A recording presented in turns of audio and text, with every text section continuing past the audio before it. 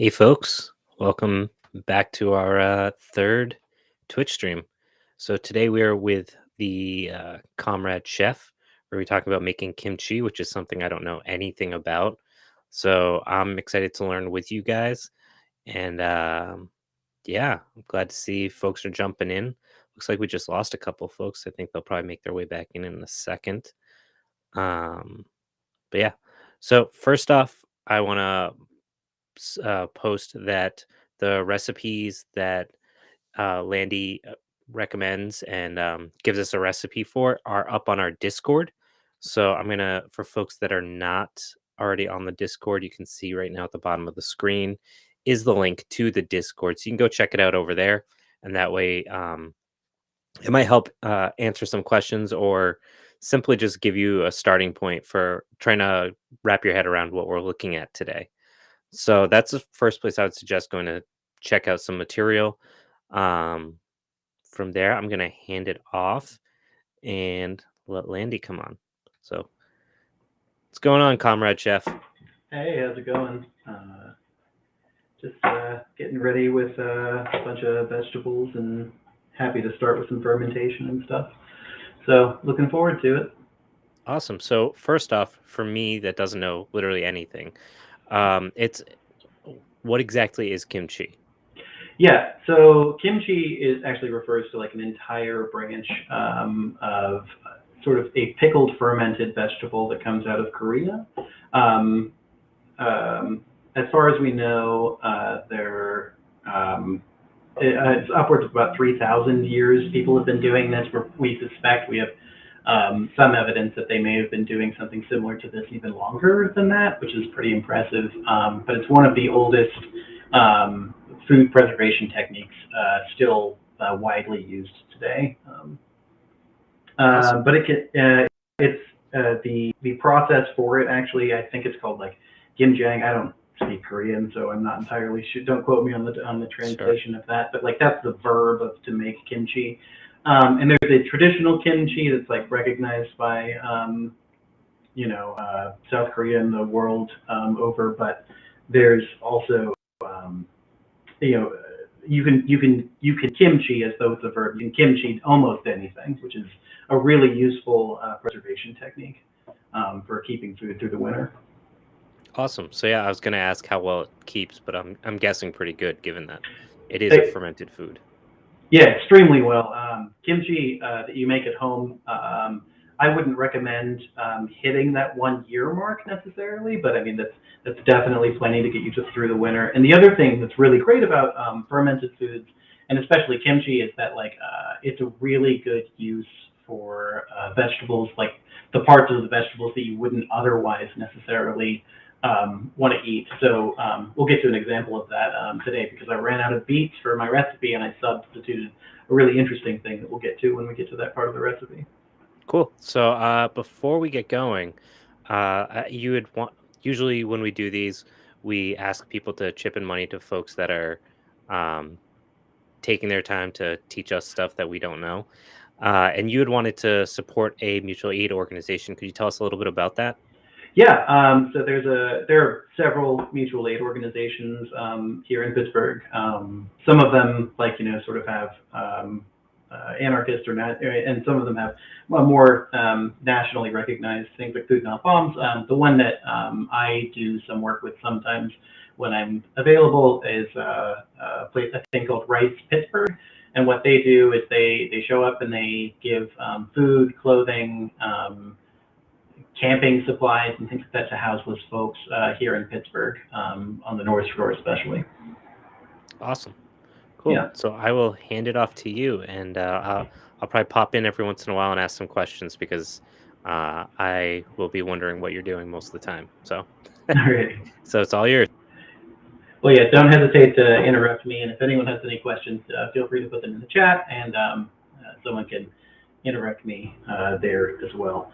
I think one of the most important things about cooking really anything is probably it's called mise en place, which means like everything in its place. So like it's a way more challenging to get through. any recipe if you don't. You're constantly like, oh, where did I put that? Where did I put this thing? And I have no doubt that at some point this evening that that'll occur to me that like, oh, I forgot to grab this thing. But when we get there, we get there. But in the meantime, one of the most important things to know is that when you're fermenting anything, whether you're making sauerkraut, whether you're making kimchi, whether you're fermenting hot sauce or anything like that, and canning in general as well, it's really important that you start with everything like as clean as humanly possible that you can get, here in a home. And that's just warm, soapy water. So everything that you see on this table, with the exception of the vegetables themselves, has been washed very thoroughly with like warm, soapy water, and the vegetables have been rinsed as well. Yeah. So without further ado, let's get started. I'm going to go ahead and glove up for the beginning. I may get frustrated as I'm chopping. And mostly the gloves will be for the making of the paste. If you take a look at the recipe that posted to the Discord, one of the first things that that you have to do when making sort of a classical kimchi with the Napa cabbage as the main base, which is a special type of cabbage you may have seen. This is an example of the outer leaves of the Napa cabbage, in case you're not unfamiliar. Is you cut it into these little sort of 1-inch pieces, and then you want to put it into a salt brine. When fermenting most things, your target bacteria is probably Lactobacillus, which is grows best at somewhere between a 3 and 5% salt solution. So my target is usually 4, just to hit that sweet middle spot without tasting too salty. And so what I did is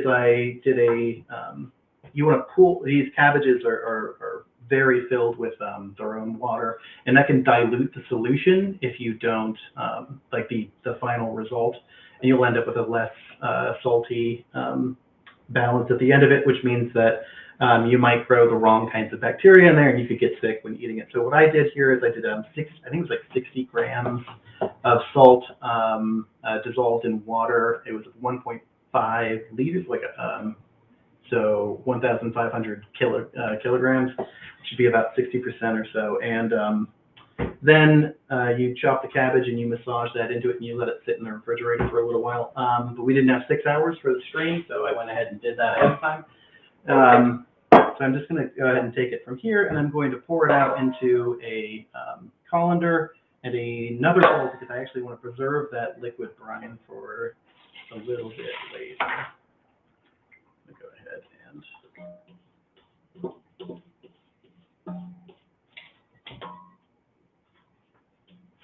and set this aside. I'm going to use it.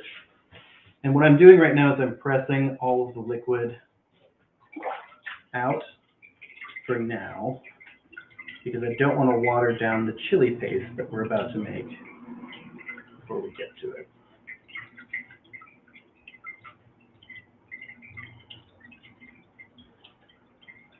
And, it doesn't need to be bone dry or anything like that. You just want to get some of the water out, just like that. Okay, I'm going to set this brine to the side. I'm going to take that bowl I was using, and I'm going to go ahead and set that over here. The next part is that I want to make the chili paste itself. So I'm going to take a knife and sort of take that down. And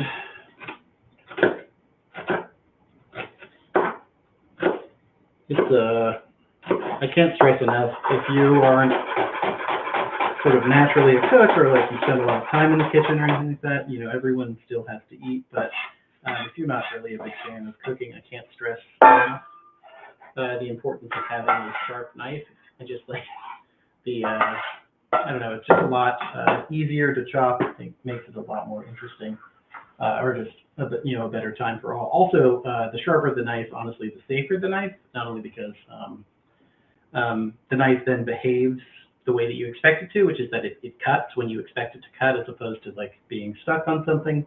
But also, if you were to get cut, you would have a much cleaner one as a result. So that was just one shallot that I chopped there. Now what I'm doing is I'm going to mince up a little garlic. And it's not really super important that I get the shallot or the garlic, perfectly minced or super fine, because we're going to be using a food mill processor to turn the whole thing into paste. But the smaller, the better, and faster that happens. So that's garlic, shallot, and last but not least, ginger root. So I'm just going to do, peeling ginger is a huge pain in the ass. No one likes doing it. So I'm just going to trim the ends here and just sort of cut through that sort of bitter outside. Something that you can actually do if you wanted to. This is a lot of food waste, but something that you can do with this is make like ginger simple syrup is a really good way to preserve it for a cocktail or tea if you wanted it. Since honestly the whole point of this fermentation and cooking, and even the reason why we're all here doing the podcast, is to sort of slow down on food waste and be more conscious about keeping things for the long haul.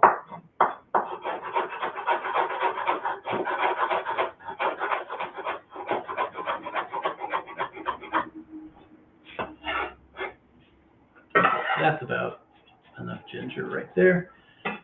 So I've got shallot, garlic, ginger in here. I want soy sauce.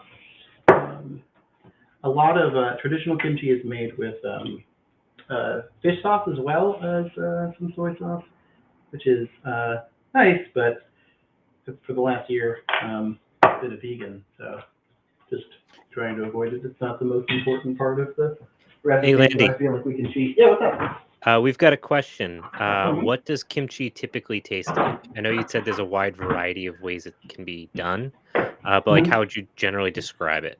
Yeah, so especially the traditional kind, but most kimchis overall, because you're using a sort of a spice mix called gochujang, which is a sweet and smoky chili from Korean cuisine.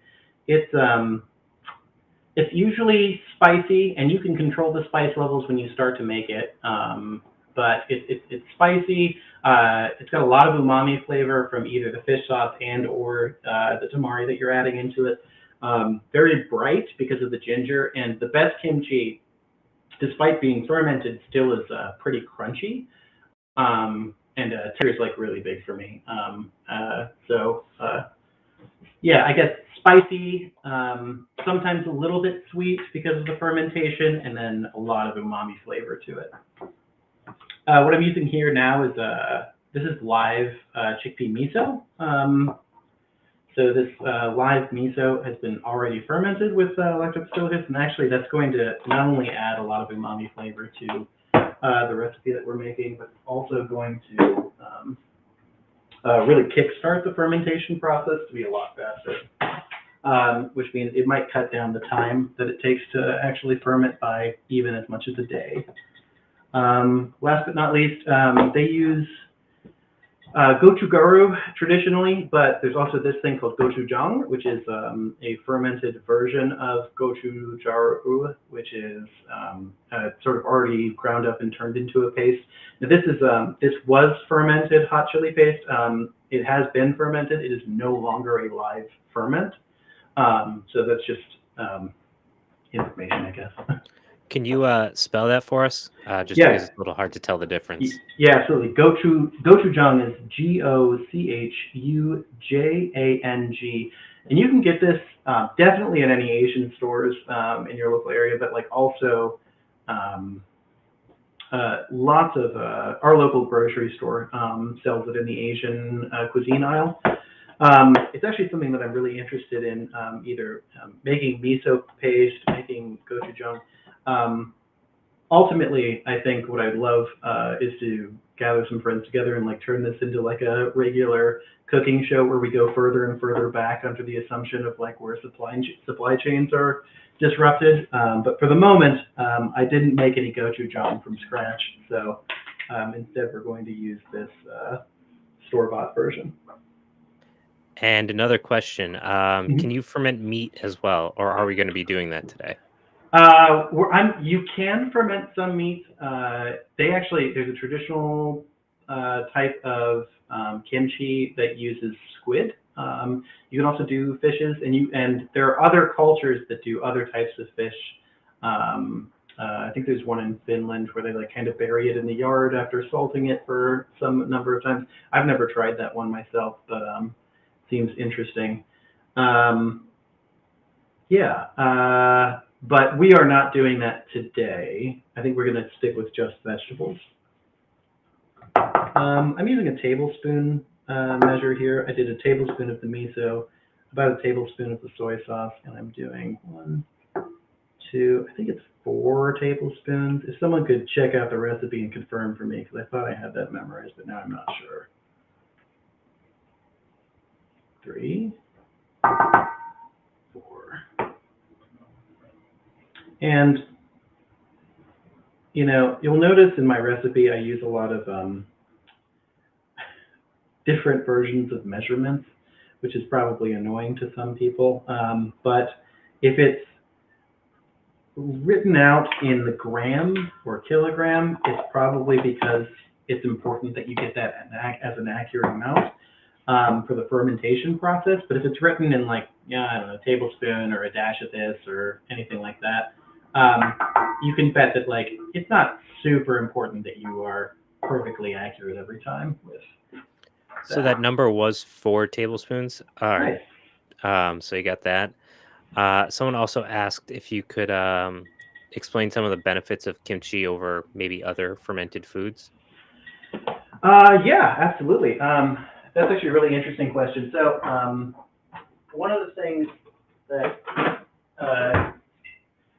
so there's other versions of when kimchi was first written about in English. It was described, I think, in like I think it was like a London newspaper about like, oh, it's just like sauerkraut, but Asian. This is the way that Asian people make it, and that's somewhat true in the sense that like you're also using lactobacillus, but it's much more flavorful in my opinion. I really, don't get me wrong, I love sauerkraut, but like I find it to be much more flavorful. But more importantly, it's although it's the same process in terms of like cultivating lactobacillus properly, it's done way faster. A lot of that has to do with the acidity level that's added by the spice, and also the process that we started with of soaking it ahead of time and adding a live culture to it, like we did with the miso paste here.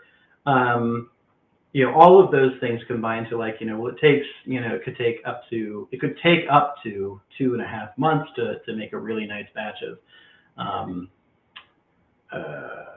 sauerkraut. But this kimchi that we're making today will probably be done in 3 days, maybe 4 days, and I'll check up on it as the time goes on.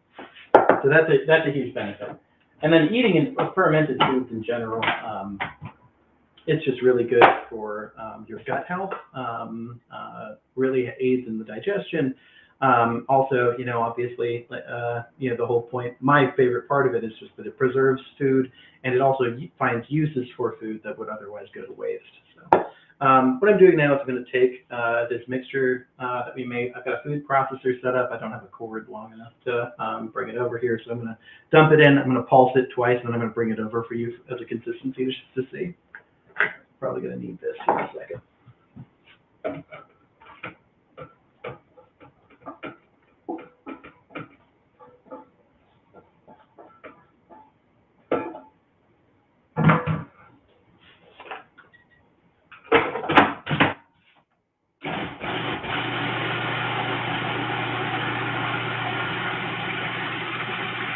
That's it. Now, traditionally, this would have been made in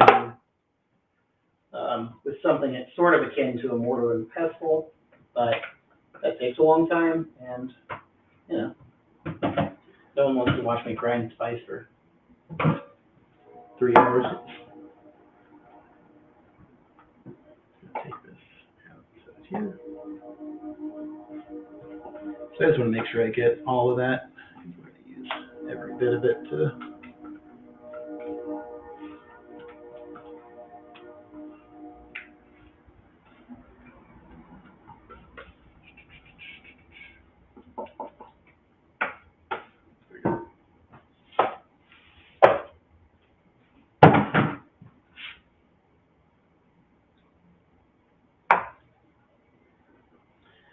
Other things found in a traditional kimchi we're going to cut up really quick. The cabbage is probably the wateriest thing, and that's why that's the only thing that I chose to soak the way that I did. Let me set this aside for the moment. So I'm going to bring the cabbage over here because next I'm probably going to do some scallions that I cleaned earlier, and I'm just going to make sure that there aren't any like hanging on pieces. You want to check your scallions to make sure that they don't, these like thin skins that are sometimes a part of the green onion, this can rot before the fermentation actually takes place because we're going to be storing this in like a cool, dark, dry place, and this can like actually, the sort of softer stuff before the fermentation takes hold can grow the wrong kinds of bacteria. Won't necessarily get you sick because ultimately it'll be outcompeted by the lactobacillus that we want, but it's not a very pleasant texture. And like I said, texture is an important thing to me. The other thing is the first half of the green onion, you're going to want to treat differently from the top half of the green onion. So I'm going to cut the bottom half pretty fine. And then when we get to the bigger parts, just big 1-inch chops, rough chops, because we're ultimately going to be eating just big pieces of scallion anyway. Take that, add it to the cabbage.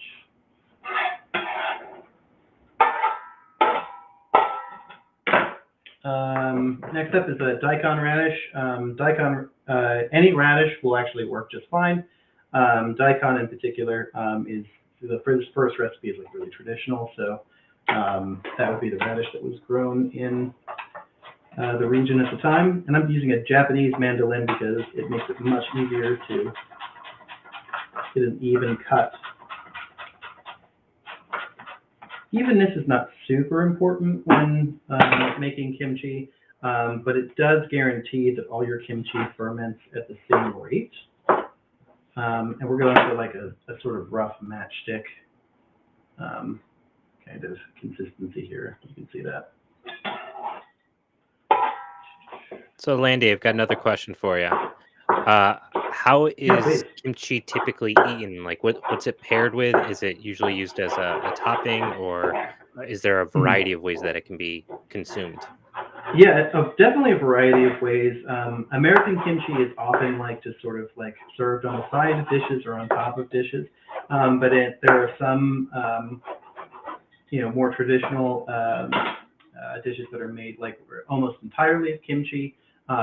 Some stews that are just basically kimchi vegetables that have, after they've been fermented, then they're stewed into a soup, and it's a really great way to actually add a punch of flavor to basic broths or other recipes that you like make at home. Just adding a little bit of kimchi is surprisingly good no matter how like ubiquitously you use it. So, a lot of American cooking, like, lacks sort of depth of flavor, of fermentation and umami and all of those more traditionally Asian influences, but adding a little bit of kimchi, one of my favorite things is actually kimchi on a burger is mind-numbingly good. It's so tasty. That and a good spicy mayo with it. It's just fantastic. I've got to try, this may look like a parsnip, but it's actually an heirloom carrot that we got. And what I'm doing here is I peeled it earlier, and now I'm using a U peeler to take these long ribbons out of it. And the reason why is because then it'll be about the right thickness for the, compared to the daikon radish. It'll ferment at about the same rate. One of the reasons why I don't like to add sugar to my kimchi paste when I'm making it is because I so frequently use carrots, and those have a lot of sugar in them already, which is pointing for the lactobacillus to eat, and also results in a really good flavor at the end.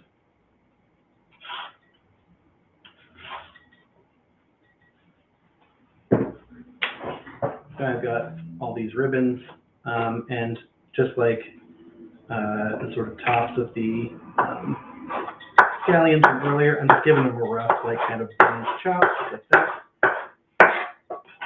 And that's it. These are all the ingredients that I'm going to use. So just remember that, like, the cabbage has already been salted, and the water drawn out of it, and then all of these other fresh vegetables added to it. I'm going to give that a quick toss just to make sure that it comes out even in the end. And then I'm going to take that paste that we made earlier, and that was enough for exactly a one-time batch-ish. You know, like I said, the measurements weren't super important on that part of it. I'm going to take all of this paste. I'm just going to put it in there. And this is the reason, this right here is actually the reason why I recommend wearing gloves, not just for cleanliness, but you can wash your hands very thoroughly. And that's fine, but now I've got hot chili paste all over my hands. And the last time I did this, I then took my contacts out at the end of the day, and it was miserable. It didn't matter if I had washed my hands 100 times after that, it just wasn't good. So I do recommend gloves for this part.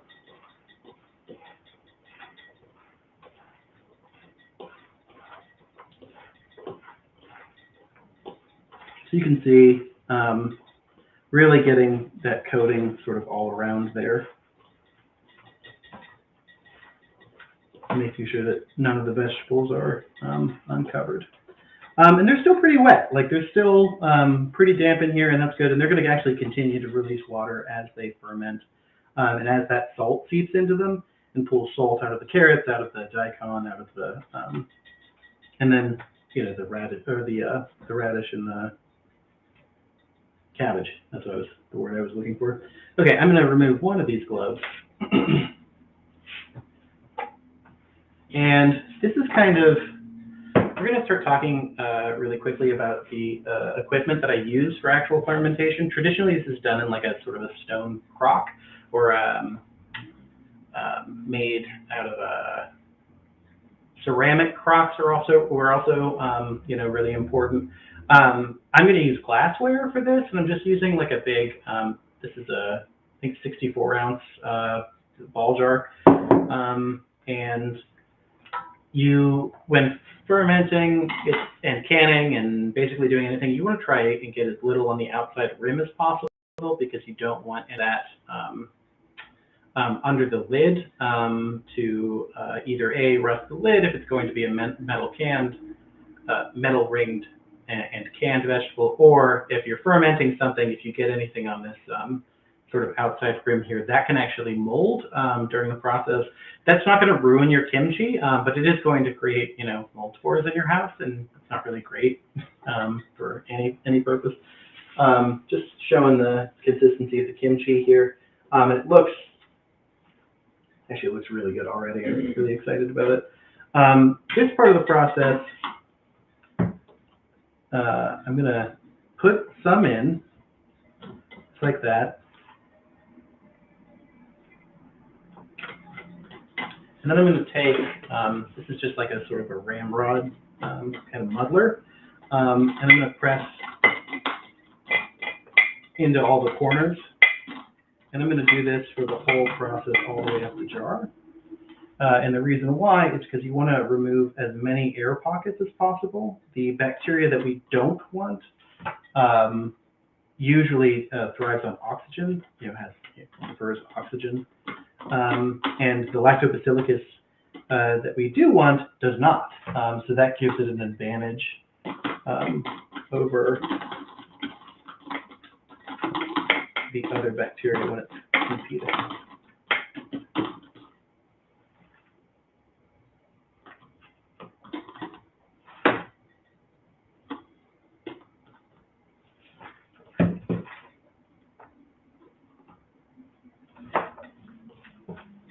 Getting close. Another important thing about when you're making the kimchi, let me just shove that down there, is you really want to leave some room, because as the lactobacillus sort of takes hold, as the fermentation process starts, it's going to release more water, and that water this needs to go somewhere. So it's going to rise above the vegetables themselves. Yeah, and so you want to leave room for that to happen. Just get the last of this here. And the target is usually the shoulder of the glass, but if we're a little off, it's not too big a deal. Yeah, so we're a little bit under, but that's not super important. Get the last of this few pieces. Okay, set that down. Ramrod it in. And you can see, oh, I don't know if you can see, I'm going to bring it over here to the camera in just a second. Get a little close up for you.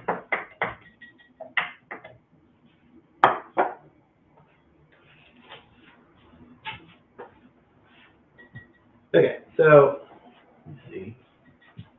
You can see just how wet that is, and that's a good thing. The more liquid, the better.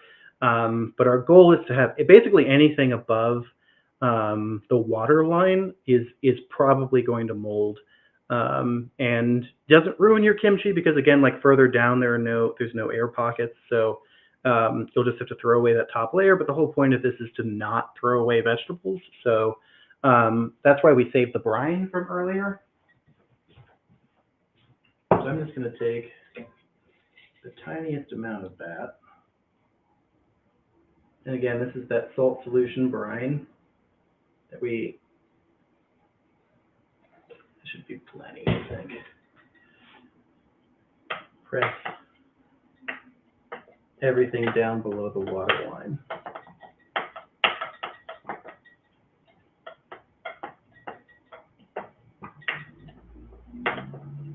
And that looks pretty good. So another trick that I actually wrote in the recipe that you all have is the cabbage that I cut up. I actually saved the leaves, not just as a demonstration for you. This is what a Napa cabbage looks like, but also because, like I said, anything that's like sort of touching air is likely to either mold or get the wrong kind of bacteria on or anything like that. So this rinsed cabbage, I'm going to shove that down on top of it, and I'm going to use the cabbage that I don't really care about, these outside leaves, as a way to press the rest of that further into the liquid. Another trick that I like to use is these are ball wide mouth jars. I've got a narrow mouth thing, and that's going to give me a firm thing, sort of platform on which to rest these things. These are fantastic. These are called pickle helixes. And what you do is you set them in like that, and as the lid, you put the lid on, the spring is now creating tension in the jar, and that's going to keep everything pressed below that water line that we want really badly. Yeah, so the next thing, there are a whole bunch of different ways that you can do this for now. Kimchi was made with basically no technology back when, but these are things that you can do that will increase the amount of product that you yield at the end of it that's actually edible, and also keep your gut safer. So this is a plastic lid. They come with these little tops to them, and you could actually just sort of screw that on, sealed tight, just like that, and then close the lid, and then you would just periodically every other day burp it, just sort of let it out, because it's producing CO2, and that CO2 is pushing out the oxygen, which is a good thing as it ferments. So you burp it just every couple of days. If you're worried, like I am, about remembering to do that, these are really, really great. These are used for the brewing of beer and other fermentations. I use them for hot sauce. There are two different versions here, and I'll show you how they both work on different ones. This is called a double bubbler. And what you do is it has two chambers that the air escapes out of, and it comes out of this tube into this tube, both of which are half filled with water. And then as the pressure from below of the carbon dioxide being produced pushes oxygen out, the oxygen escapes and then can't come back in. It's a really cool little invention. So the one thing you have to do is fill it with water. So I'm gonna do that. So we've got a couple questions I wanted to ask you. Hmm. So when you go to serve it afterwards, what do you do with that excess liquid? Do you mix it back in, or do you basically try to strain the kimchi when you take it out? It's actually it depends on what you're making. A lot of the things, I always recommend putting it back in. There are a lot of uses for the liquid. You can use it to flavor sauces. If you're like making some sort of noodle dish, that's really good. Adding it into the sauce that you're making is great. Putting it back in the jar is usually best because even after it's done fermenting in the chamber that I'm going to put it in, which is actually just a glorified closet, even after it's done fermenting there, it's going to continue to ferment as long as you have it refrigerated. And so the flavor gets better with time. And then the third and final really useful thing that happens is that you can use a little bit of that liquid to kickstart the next batch of kimchi that you have, just like the live miso paste that we used earlier is going to do, but like it'll additionally cut the time down on your next batch of kimchi pretty thoroughly. So I always recommend saving a little bit of it. It's also going to produce a lot more liquid as we go. Like I said, it's part of the fermentation process. Pour that excess liquid off before you put it in the fridge, like not all of it, but some of it, and use that to kickstart your next batch, and you'll have kimchi again for your friends after, or maybe you eat enough kimchi that'll be, fine. This is just a little cap that keeps dust and other things out of it. And that's it. This is kimchi right here, or at least it will be in 3 to 5 days. So I'm going to set that aside for a second. Put it where it's going to live.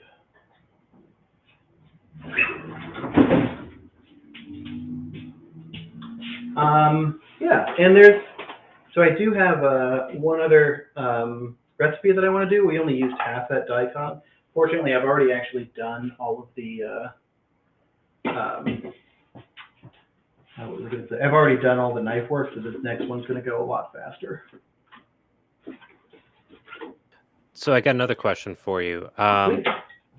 So you had mentioned like with these recipes, it's a good way to use stuff that you wouldn't traditionally eat.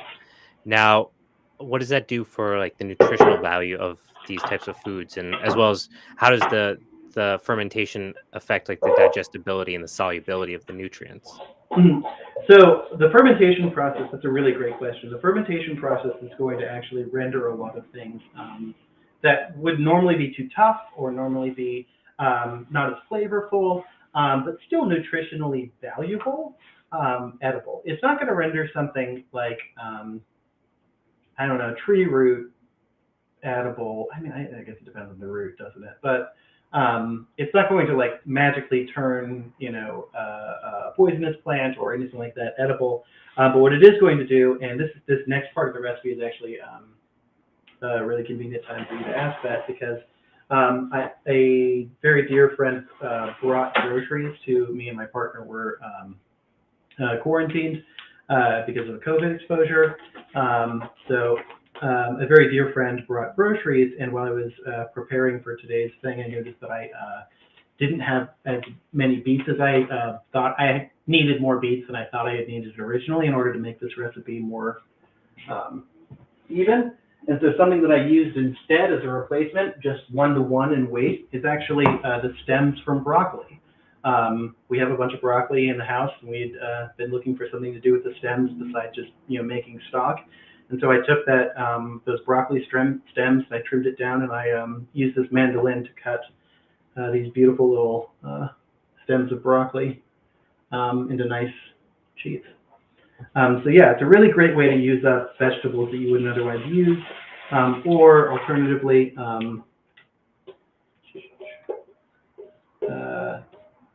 things that you're just like, I don't need more stock.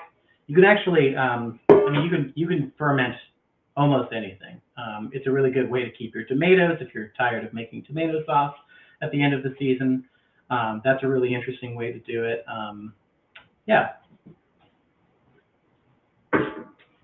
So this is just a combination of beets and more of that daikon, those broccoli stems that I talked about earlier, and a little bit of carrot, and this has all been cut down. And I think, judging from the size, we might not need the whole. No, let's see here. Just squeeze out some of that excess moisture so I don't want to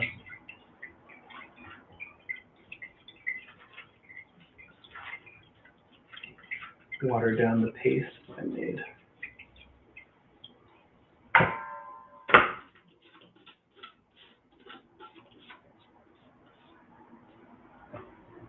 Again, save that brine because you're going to want to top off your jar as you're going. Like I said, I took some of the knife work out of this particular batch. This is just more of that carrot done the same way that I did in the last one. Hey, quick question. Yeah. What about using Brussels sprouts in kimchi? Is there any ways that are particularly good, or you would recommend more so than others? That's yeah, actually. I mean, I wouldn't say more than others. I love Brussels sprouts. They're one of my favorite vegetables, and they definitely get a bad rap from all of our parents in the 80s and 90s who just sort of like steamed them without any salt. But sorry, touchy subject. But you know, if you're not going to roast them, if you're not going to fry them, if you're not going to do something like that, kimchi is a really great way to use them. I also really like pickling them is good. But with the way that you'd want to do that with the Brussels sprouts is, I think that the tastiest part is sort of the top. Like if this is a Brussels sprout and this is where it joins its stem, the top part is probably the part that you want to like eat and fresh and toss or roast or grill or anything like that. But if you plan on you can use some of the leftover stem. This is probably labor intensive, but you can use some of that leftover stem, shave it down just like I did the broccoli bit. Let me see here. So I'm just going to mix this up to make sure that it all gets distributed evenly when I add the paste, which I made this afternoon, so you didn't have to watch me do that again.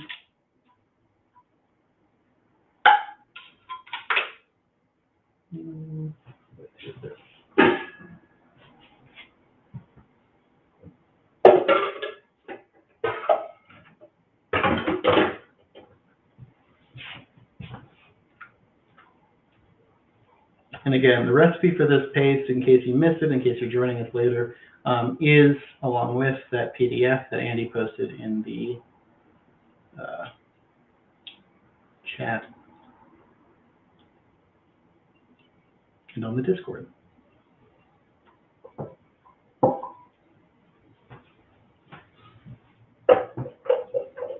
And again, this is one of those go ahead and get your hands dirty moments because it's the best way to mix it. Messing around with like a spoon or something like that is probably going to take way longer than really getting in there with your hands and fingers.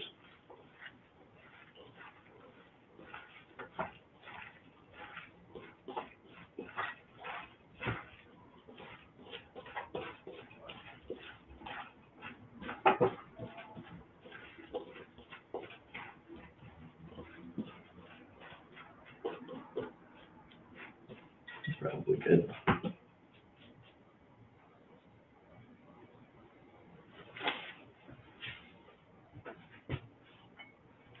Yeah, so ultimately, like this is one way to do it. There are a million different kimchi recipes out there, but this is the recipes. These are some of the recipes that I like the most, and I consistently produce the best results for me in the restaurant or at home.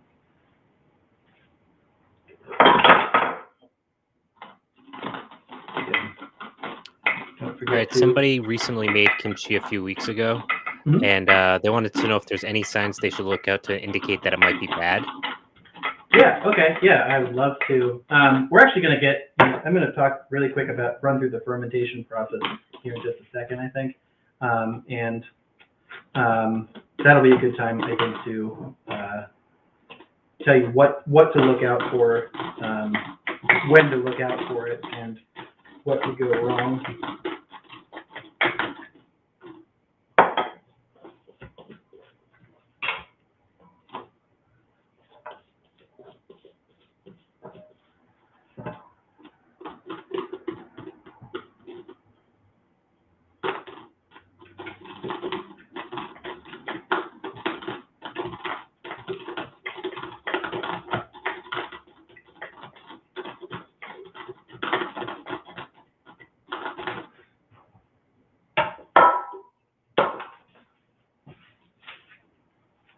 Just going to add a little bit of that liquid from this batch.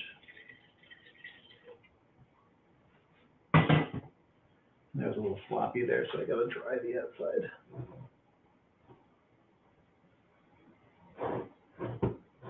Okay, so things to look out for. The top layer of your kimchi is probably not going to look great, and there's a lot of confusion about whether or not what people are seeing is mold or wild yeast. And it's more likely to be yeast than it is to be, sort of a dangerous mold, happening to your kimchi, especially because the pH balance in this is going to be really very low. It's going to be very acidic. I'm going to lay that down. Put a spring on there. And it looks like I actually probably could have maybe just barely fit into one of these instead, but I don't think it's actually going to be a big deal. Anyway, so yeah, and the difference between that, oh, this is moldy versus, oh, this is just a little bit of wild yeast on the top, which is not harmful, is fuzziness. It's, I guess, the best way to describe it. And also color, like that wild yeast, you're going to have like a little bit of just sort of a white sheen on the top. That's not dangerous. It's not bad for you. It's not a big deal. And also, you're going to ultimately discard this piece of cabbage that you've got laying on top of it. So that's not, it's going to be like a lot less of the deal. If it's submerged and there's no air pockets in it, it's very unlikely that anything dangerous is going to be growing in there as you're fermenting. And this, I'm just going to show you how to use these other ones. This is the double bubbler we used sort of before. This is a single chamber bubbler, and the way that works is sort of similar. The air pushes out. It's going to push up on this sort of weight, and then it's going to pop out the bottom of the weight and escape that way. Let's fill a little bit more distilled water.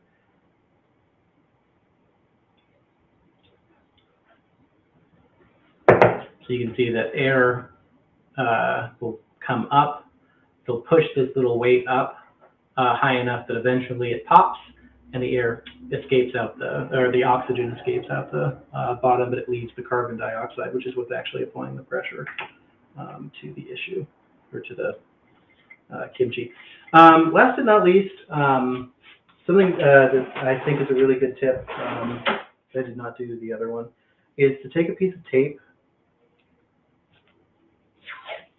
And if you want to know, well, it's sitting there in my closet, I don't know if it's actually doing anything, I don't know if it's actually fermenting, start by marking the water level at the very beginning, because as the vegetables ferment and produce water, it's going to change the amount of water in there. It's also going to increase the amount of air pressure in there, and this is going to change, and you're not going to be able to just look at it and be like, oh yeah, 3 days ago, I remember what level it was at. You might not, but just mark it off with a little piece of tape, sort of right at the top, and you'll see that water line is probably going to rise a significant amount during this, which is another reason why you want to leave a little bit of room. Maybe not this much room, but why you want to leave room in your kimchi. And that's it. That's how you make it. The other thing that you want to, so what we're going to do is I'm going to store it in a cool, dark place. At the moment, I just have a closet. Um, and I'm gonna put a towel under it, and what I'm gonna do is I'm going to lay it on top of that towel because if this one won't, but the other one might because it's so full. Some of that might escape into the bubbler and overspill. And if that happens, it's not a big deal. Just take it out, clean the outside, clean the bubbler, put the bubbler back, drain a little bit of liquid off. Um, and what I'm going to do is I'm going to check on it probably twice a day. I'm going to start to notice with these bubblers, you're going to notice a sort of the aroma of kimchi sort of is going to escape along with some of that oxygen. So every once in a while, you're going to catch a whiff of kimchi as it burps itself with these bubblers. But another thing that's going to happen if you didn't have these bubblers and instead we're just using a lid like this with just you would just twice a day after the first day, you would open it up and burp it and then close it again. Because otherwise, it's building up a lot of pressure in there, and it won't explode, but it's not, I don't know, it's not great. It could probably explode. I think about like brewing beer, and you're Mhm. just basically making a low alcohol Yeah. something. Hmm. So what makes me really interested in kimchi is the fact that you're using a bunch of stuff that otherwise would get tossed, and it stores really well. So you're kind Hmm. of getting the best of, the extension of the season and utilizing stuff that otherwise you wouldn't do anything with anyway. Yeah, yeah, I definitely agree with that. I mean, like ultimately, fermenting foods, but also just food in general is, I think, like it was at some point it was someone's experiment. Someone had to decide to be like, I don't know, I'm really hungry. Let's try something. And sorry, there's a group of motorcycles zooming by on the outside. City life, right? But yeah, so someone somewhere had to reach out and was like, I'm gonna try and eat that mushroom because I'm really hungry.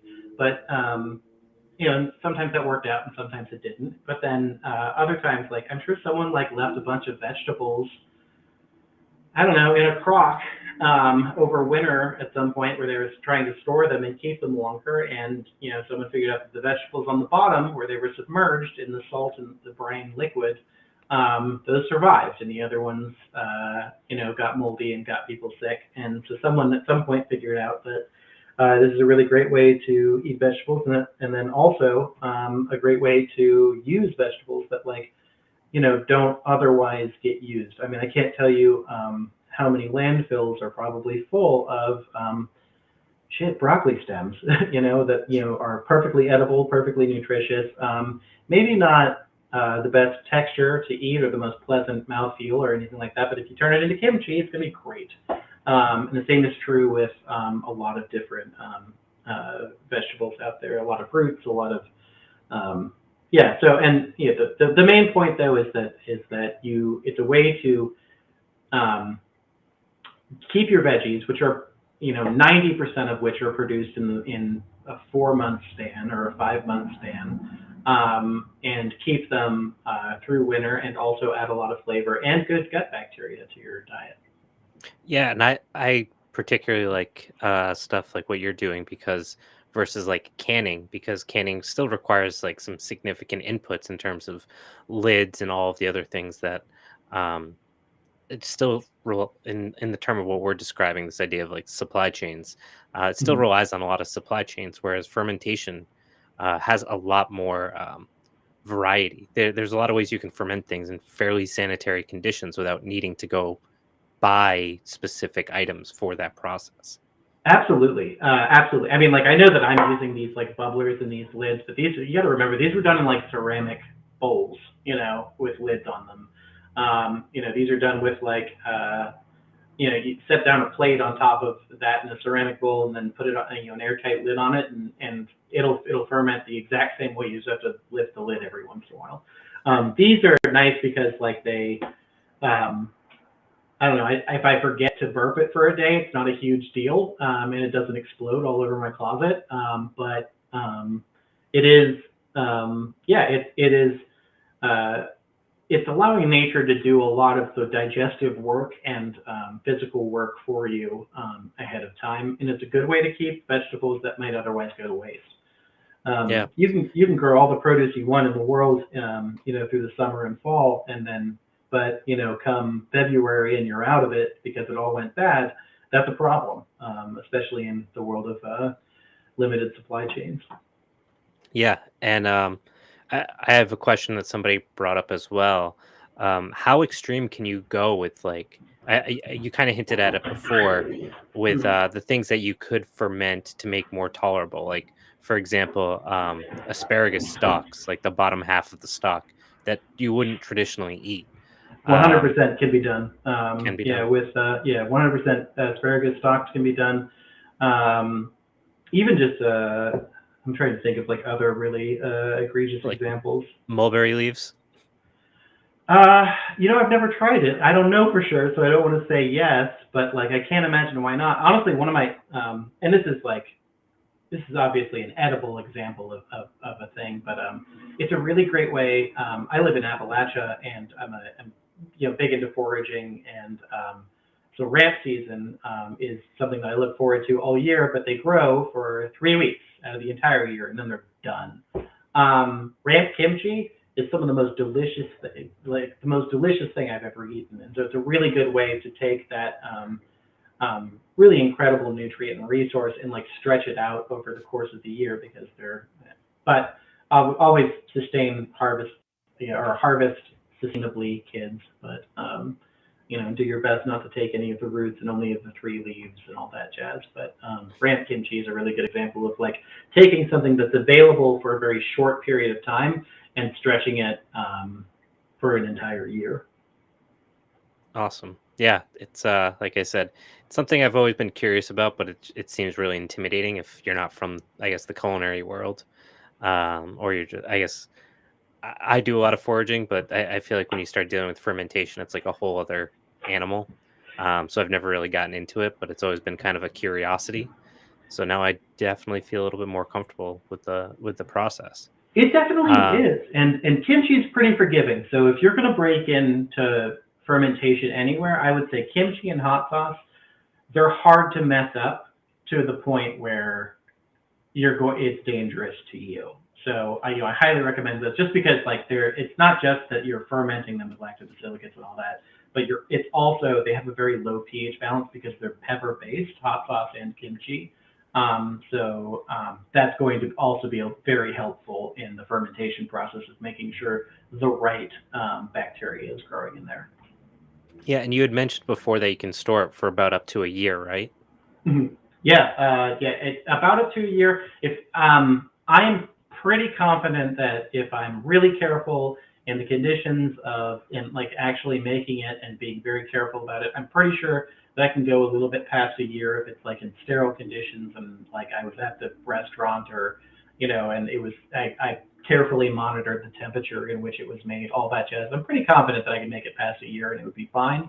If you're doing it at home, I don't, you know, you don't even need it to last a year, right? Because like those vegetables will be available before the time goes. So I wouldn't recommend eating kimchi that you've made at home, especially your first batch um, after a certain amount of time. And you'll know when kimchi goes bad though. So that's the other thing is that like it's it's pretty obvious when kimchi has gone bad.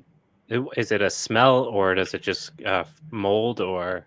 Yeah, so you're going to get mold on the upper layer for starters, but also if you don't get any mold and the kimchi has still gone bad, yeah, it's a smell. It's the dying of the lactobacillus and the taking over of other bacteria. That's a danger to your health and when it goes bad. And the smell is it's obvious. It's not terrible, but it's like that's not what it's supposed to smell like. So the kimchi that we just made is going to be very fruity. It's going to be very peppery. You're going to get that nice like sort of a pungent pepper smell for a long time, even when it's cold in the fridge like that. Awesome. Yeah. Yeah. So now I'm gonna go have to experiment, and I'll have to post it on Instagram when I don't die from it. Yeah, yeah. Just let us know how you feel in about 3 months, and keep it. No, you'll be fine. It's like I said, it's an easy thing to break into. There's a couple of things. I've got some links that I'm gonna probably send to the Discord of where I purchased these things that isn't Amazon, or where you can buy some stone crockware from a maker that isn't Amazon, and other things like that that I'll post in the Discord probably after we're done. Sure. Okay. So actually, this is a question that's helpful for me too. Uh, when you're consuming something like kimchi, um, is it a good or a bad thing for people that suffer from like frequent heartburn?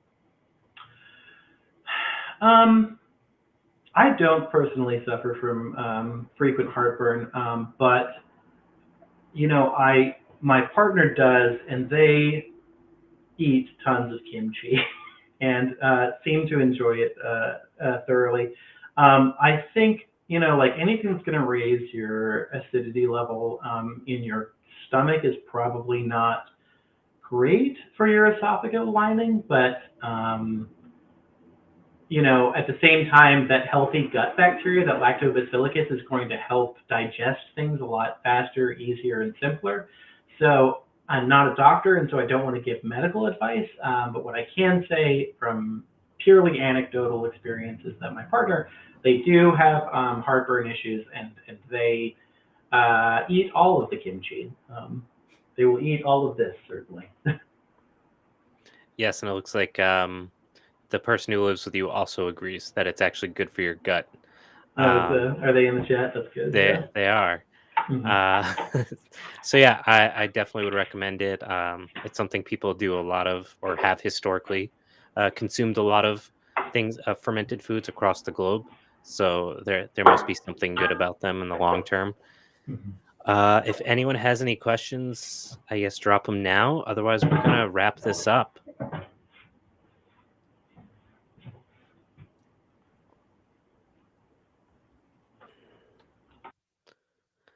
All right, well, folks, thanks so much. I've left the mutual aid org that Landy would like if anyone wants to throw a couple bucks for his time. It's at Rice PGH. Again, you can hop on the Discord if you want the recipes and to try it yourself now that you've seen it. Hopefully, you do because it did look fairly accessible. So if you can, take advantage of it. And that's gonna be it for us, guys. Thank you so much.